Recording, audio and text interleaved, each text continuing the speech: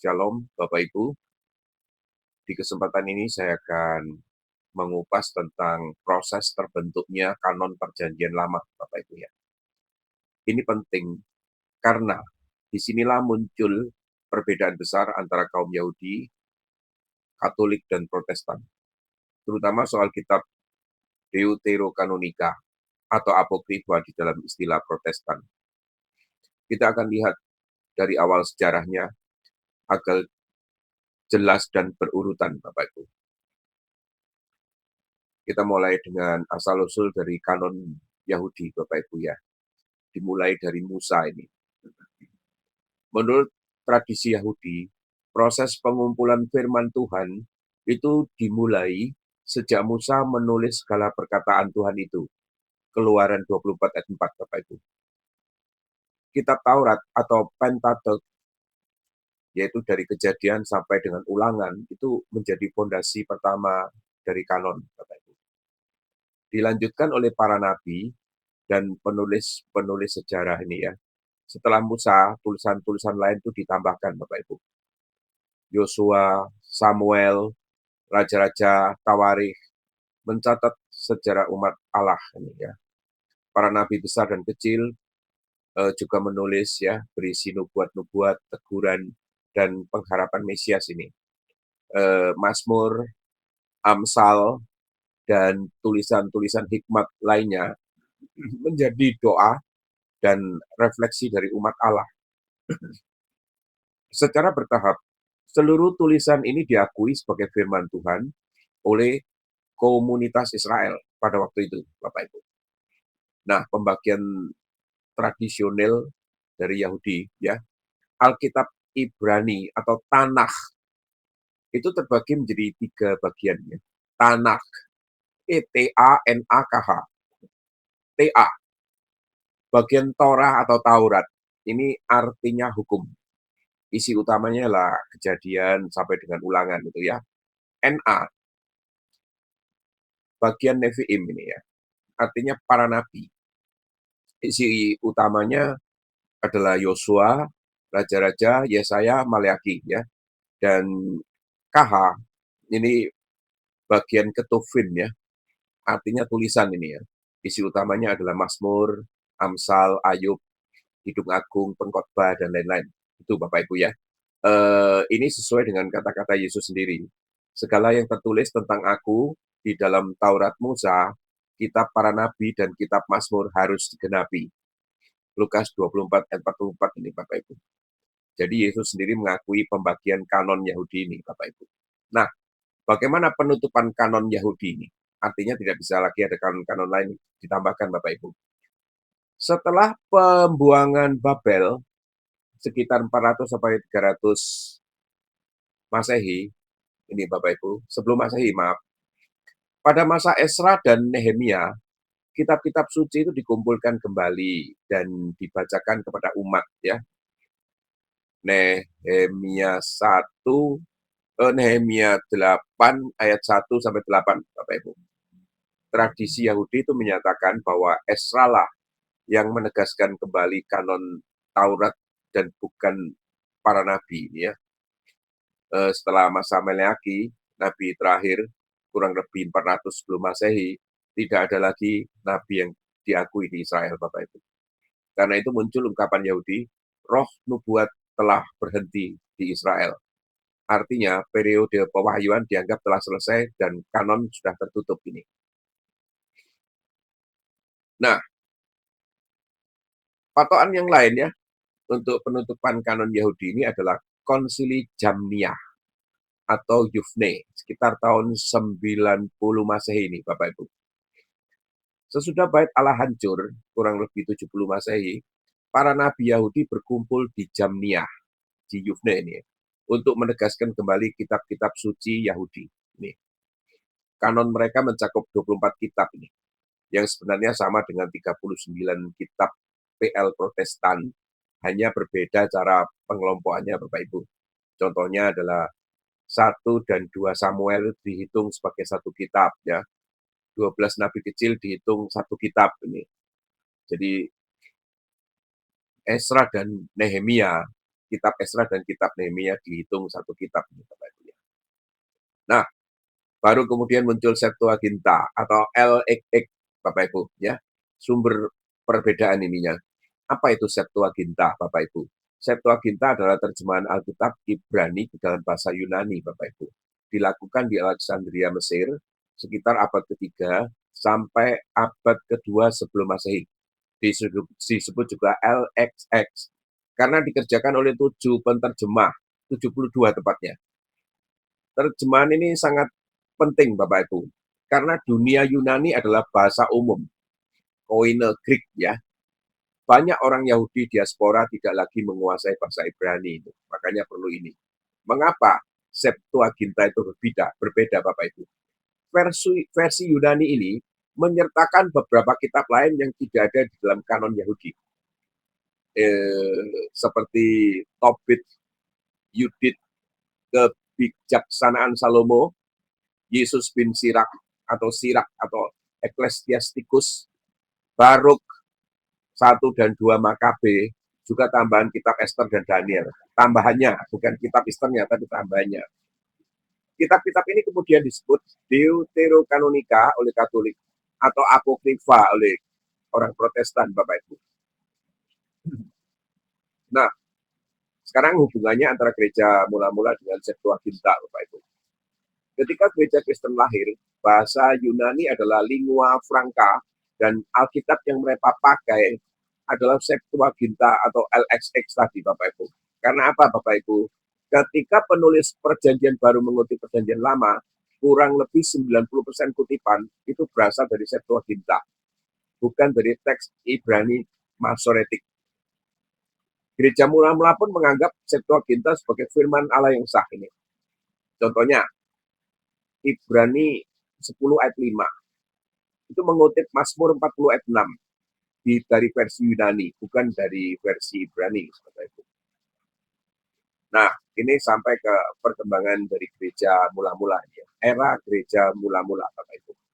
Bapak-bapak gereja awal mengatakan apa saja. Sebagian besar mengutip kitab-kitab Deuterokanonika dengan rasa yang hormat yang tinggi, Bapak Ibu.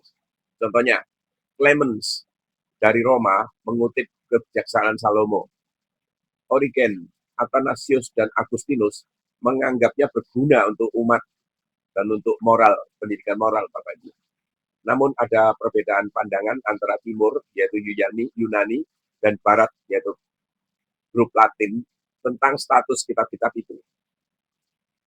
Beberapa menyebut berguna untuk dibaca, yaitu anagik nos komena, tapi bukan otoritatif, setara dengan Taurat dan Nabi, kitab Nabi maksudnya. Yang lain itu menerimanya penuh sebagai bagian dari kanon, Bapak Ibu. Nah, bagaimana sekarang penetapannya di gereja? Tahun 367 Masehi, surat Pasca Athanasius, ya, terbit, mencantumkan 39 kitab Perjanjian Lama versi Ibrani, menyebut kitab tambahan hanya berguna untuk dibaca ini. Tahun 393 dan 397 Masehi, Konsili Hippo dan Kartago menerima kitab-kitab Deuterokanonika sebagai bagian dari kanon Perjanjian Lama sejajar dengan LXX. Tahun 1543 Masehi, Konsili Triente, yaitu di Katolik Roma ini, Bapak Ibu, secara resmi meneguhkan sebagian Deuterokanonika sebagai kanon Perjanjian Lama Katolik. Reformasi abad ke-16 timbul yang dimotori oleh Martin Luther dan reformator lainnya ini, Bapak Ibu. Nah, kembali ke kanon Ibrani ini. 24 kitab, 39 Perjanjian Lama ini maksudnya, ya. Kitab tambahan ditempatkan terpisah sebagai apokrifa, yaitu dianggap berguna, tapi bukan inspirasi dari Allah. Sekarang bagaimana rangkuman perbandingannya? Kita tengok, Bapak Ibu, ya. Tradisi Yahudi atau Tanakh. Ini kitab Perjanjian Lama 24 atau setara 39 kitab, ya. Dasarnya adalah bahasa Yunani, Bapak Ibu. Katolik Roma 46 kitab. Karena apa? Plus 7 Deuterokanonika dan tambahan kitab Esther dan Daniel. Dasarnya adalah Septuaginta ini.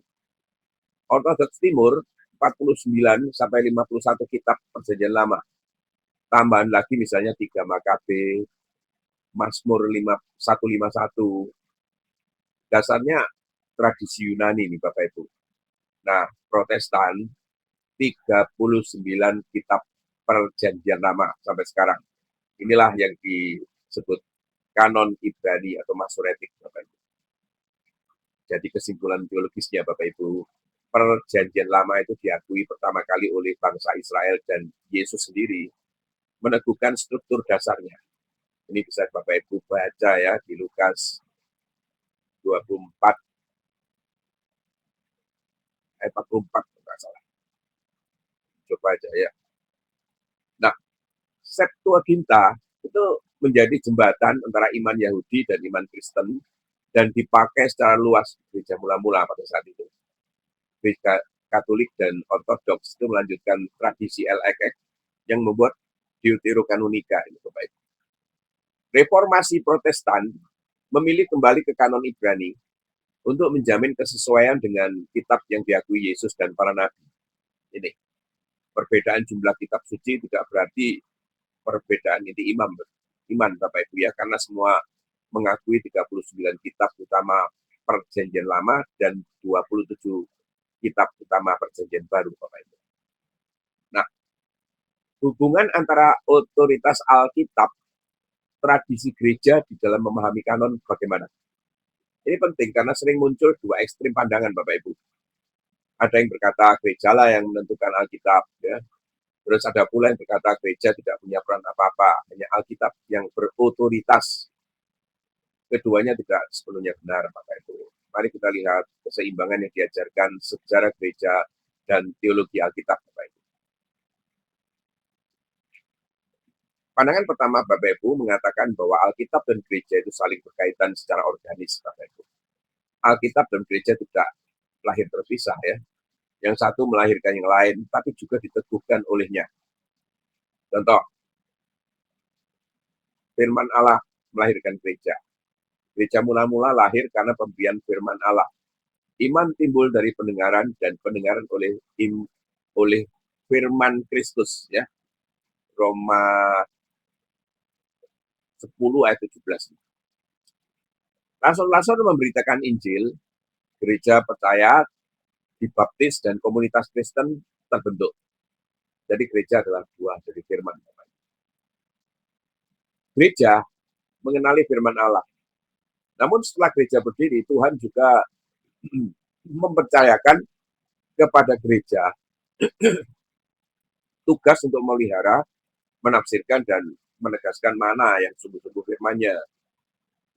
Jikalau aku terlambat, supaya engkau tahu bagaimana orang harus hidup di dalam rumah Allah, yaitu jemaat dari Allah yang hidup, tiang penopang, dan dalam kebenaran. 1 Timotius 3 ayat 15. Jadi gereja itu bukan atas Bapak Ibu, bukan maksudnya bukan di atas firman ya, tapi penopang dan pelayan firman. Ini. Kanon adalah hasil karya dari Roh Kudus di dalam sejarah gereja. Roh Kudus bekerja di dalam dua tahapan besar Bapak Ibu ya. Yang pertama adalah pewahyuannya atau inspiration-nya. Roh Kudus itu mengilhamkan para nabi dan rasul untuk menulis firman Allah. Ini sudah dijelaskan di Alkitab ya, di 2 Timotius 3 ayat 16 dan di 2 Petrus 1 ayat 21. Ini menghasilkan firman yang diilhamkan ya, Theopneustos. Yang kedua Bapak Ibu adalah pengenalan atau recognition ya. Roh Kudus yang sama membimbing gereja untuk mengenali kitab-kitab mana yang sungguh berasal dari Allah. Ini menghasilkan kanon yang diakui, kanon recognition. Domba-dombaku mendengarkan suaraku. Yohanes 10 ayat 27. Dengan kata lain, umat Allah mengenali suara gembalanya sendiri. Jadi kesimpulannya Bapak Ibu, gereja tidak menciptakan firman, tetapi mendengar dan mengakuinya. Sekarang kita tinjau tentang pesan dan tradisi gereja, Bapak Ibu. Sering ya, orang itu salah paham terhadap kata tradisi, Bapak Ibu. Padahal di dalam teologi awal, tradisi berarti penyampaian iman rasuli dari generasi ke generasi, ya. Paradosis, jadi artinya penyerahan ini, Bapak Ibu. Sebab apa yang telah kuterima, telah kusampaikan kepadamu. 1 Korintus 15 ayat 3, Bapak Ibu. Tradisi sejati bukan tambahan terhadap Alkitab, Bapak Ibu, melainkan cermin kesetiaan terhadap Alkitab. Peran penting tradisi itu apa saja? Coba, menjaga komunitas iman rasuli, agar ajaran itu tidak menyimpang dari Injil yang asli. Menjaga konteks hidup bagi Alkitab. Firman Allah dibaca, ditafsir, dan dihidupi di dalam komunitas iman, Bapak Ibu. Menyediakan kesaksian sejarah, ya, melalui konsili, tulisan para bapak-bapak gereja, liturgi, dan pengakuan iman tentu saja. Maka gereja mula-mula itu dapat mengenali kitab yang benar, bukan karena voting, tetapi karena tradisi hidup yang terus bersaksi sejak zaman rasuli, Bapak Ibu. Otomatis otoritas gereja itu bersifat pelayan, Bapak Ibu, bukan pencipta. Gereja tidak menentukan kebenaran firman, Bapak Ibu. Kebenaran firman Allah itu ada sebelum dan di atas gereja. Sama seperti hakim tidak membuat hukum, tetapi meneguhkan hukum yang sudah ada. Langit dan bumi akan berlalu, tetapi firman-Ku tidak akan berlalu. Matius 24 ayat 35. Tetapi gereja itu diberi mandat untuk menjaga dan menafsirkan firman. Ini yang utama. Tanpa gereja, Alkitab bisa disalahartikan oleh setiap individu, ya. 2 Petrus 1 ayat 20 sampai 21 dijelaskan di situ. Maka Tuhan mempercayakan pengajaran kepada tubuh Kristus. Efesus 4 ayat 11 dan 13.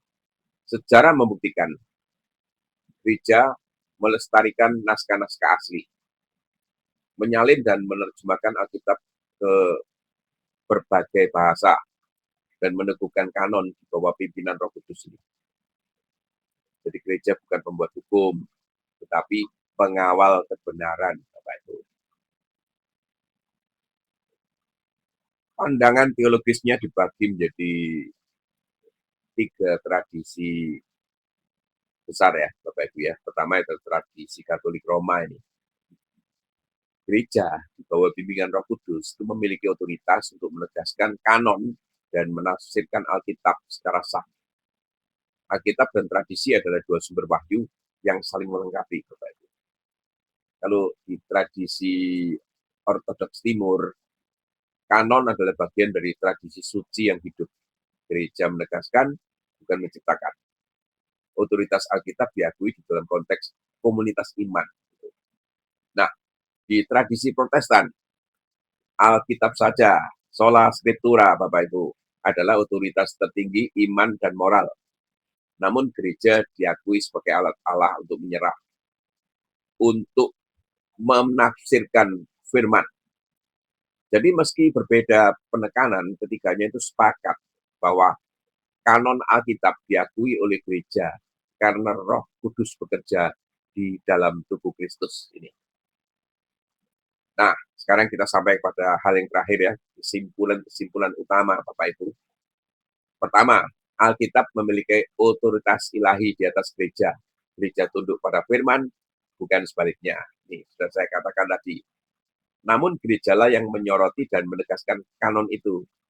Gereja bukan penentu, tetapi saksi yang dipimpin oleh Roh Kudus. Tradisi gereja untuk membantu menjaga kesetiaan terhadap firman. Ia menjadi senjata hidup umat Allah sepanjang zaman, Bapak Ibu. Tanpa gereja, Alkitab bisa diselewengkan. Tanpa Alkitab, gereja kehilangan dan kebenaran diragukan.